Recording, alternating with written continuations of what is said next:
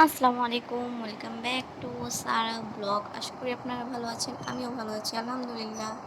আজকের ভিডিওটা হচ্ছে আমি পুডিং বানাবো, সেটারই কিছু ভিডিও করেছিলাম। শুরুতে আমি এখানে একটা ক্যারামেল তৈরি করেছি। ক্যারামেলটা আপনারা শুধু চিনি দিয়েও করতে পারেন, আমি সাথে পানিও অ্যাড করেছিলাম। পরে এখানে আমি একটা মোল্ডে ক্যারামেলটাকে সেট করে নিয়েছি। এখন দুধটাকে জাল করে নিব ঘন করে, যাতে পুডিংটা পারফেক্টভাবে হয়। একটা ইন্টারেস্টিং বিষয় হচ্ছে, আমি আজকে ইউটিউব দেখে একটা সুজির পুডিং রেসিপি ট্রাই করছি, তাই আমি ভিডিওটা বানালাম। যদি পারফেক্ট হয় তাহলে তো হলোই, আর না হলে তো নাই।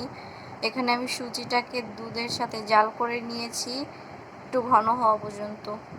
এখানে আমি পুডিং তৈরি করার জন্য 2টা ডিম ইউজ করেছি, আপনারা চাইলে আরও বেশি করতে পারেন, বাট আমি 2টাই নিয়েছি। এরপরে আমি ওই দুধের মিশ্রণটাকে ডিমের সাথে মিশিয়ে নিয়েছি। ভালো করে মিশাতে হবে যাতে ভিতরে কোনো দানা দানা না থাকে। এরপর আমি মোল্ডের মধ্যে মিশ্রণটাকে ঢেলে নিয়েছি।